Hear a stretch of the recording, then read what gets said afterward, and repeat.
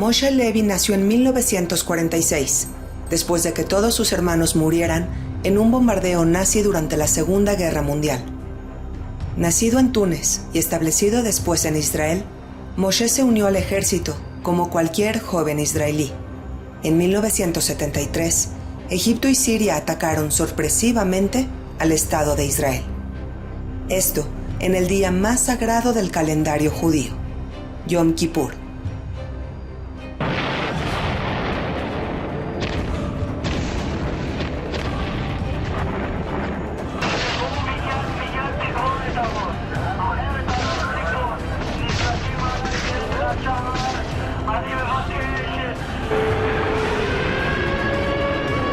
אזרחי ישראל, היום, בסמוך לשעה 2 אחרי הצהריים, פתחו צבאות מצרים וסוריה בהתקפה נגד ישראל. Moshe, que ya estaba casado y tenía 2 hijos, era comandante del ejército y tuvo que ir al frente para defender a su país, sin saber que ese día cambiaría su vida para siempre. There were 190 tanks being attacked by 2,000 tanks. So in the first couple days, all the bunkers been captured by the Egyptians. And the only bunker that was not captured, the name was Budapest bunker. The Egyptians want very much to take that bunker in order to say that all Bar-Lev line, it's in their hand. And we could not give him the pleasure to have that bunker. We arrived, we didn't see the bunker. We were 90 soldiers, Israeli soldiers, but we had already experience of 2 wars, 1967 and 1970. So we were quite experienced to fight. We arrived there, we've been attacked by rockets. Each half truck got hit. We had most of them 1 dead or 2 dead or wounded. But my half truck been hit by rocket, and the bottom, my driver told me that he cannot drive anymore. I understand that front of me, 30 meters, there is a ambush. I told my gunman to stand up and shoot. He didn't want to stand. He knew that he gonna die because the Egyptian was shooting all the time on the walls of the half truck in order not avoid us to stand up and go to attack them. He was right, so I made the decision myself to come and do that.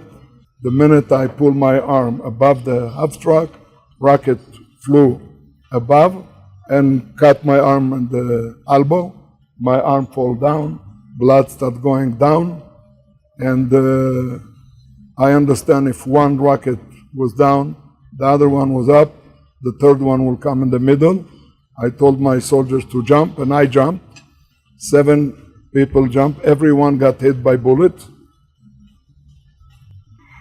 4 of them decided not to jump because they heard that everyone that jumped, he died. He screamed, I'm wounded. After 1 minute, another rocket killed all the 4 guys. And I saw that I have 7 wounded, 4 dead. I knew I don't have a chance to stay alive because a lot of blood is going out. And I decided to go to blow up the Egyptian wall in order for me to save the other 7 lives. I knew if I will kill the Egyptian, my soldiers will be safe.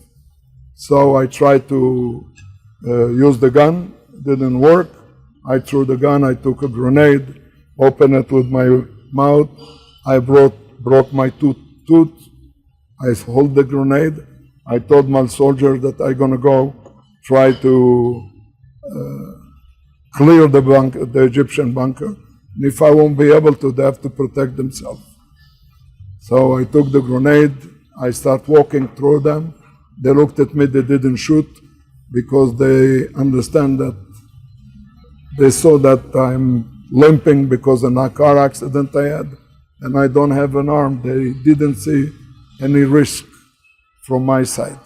So the minute I ran about 10 meters from them, I threw the grenade because I saw some like stars, and I was not sure if I gonna die or not. I decided to release the grenade, and the soldiers was killed, and the grenade hit me as well.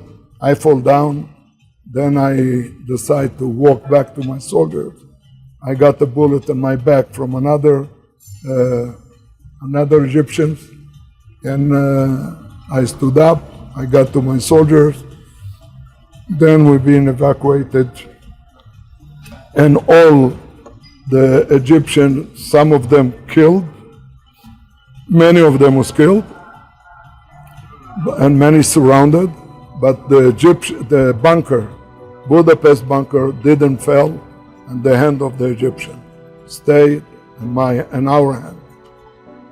Años más tarde, el Estado de Israel y Egipto se acercaron para firmar un acuerdo de paz, y Moshe Levy fue invitado a este importante acontecimiento.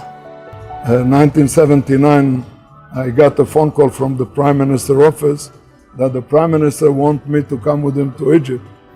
So I was very happy because I admired that Prime Minister. And I said to him, of course, I will come. And I went to Air Force One. We got to Egypt, introduced me to President Sadat, and he was very proud to put his hand on my shoulder and presenting me to President Sadat. He says, "This is our Moshe Levy, the Israeli hero, So Sadat looked at me and very serious face. He said, "Which front you were fighting?" I said, "I didn't fight, Mr. President. I protect my country against your army." He said, "How many soldiers you killed in order to be awarded the hero of Israel?" So I told the president I didn't mean to kill no one. I was in the synagogue praying to God, and unfortunately you attacked our country, and we didn't have a choice but to leave the synagogue, to leave our prayer, and go and protect our country.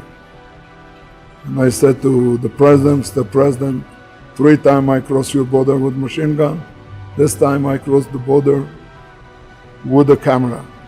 I have a boy 9 years old. Please give me the hope that my son don't need anymore to cross your border with a gun. He will always be able to cross with a camera." So President Sadat took my hand and he said to me, "I promise you, will be no more war between Israel and Egypt." Esta es la historia de Moshe Levy, y la guerra le arrebató un brazo. Sin embargo, al igual que muchos otros ciudadanos más, tanto egipcios como israelíes, hoy disfrutan de la paz.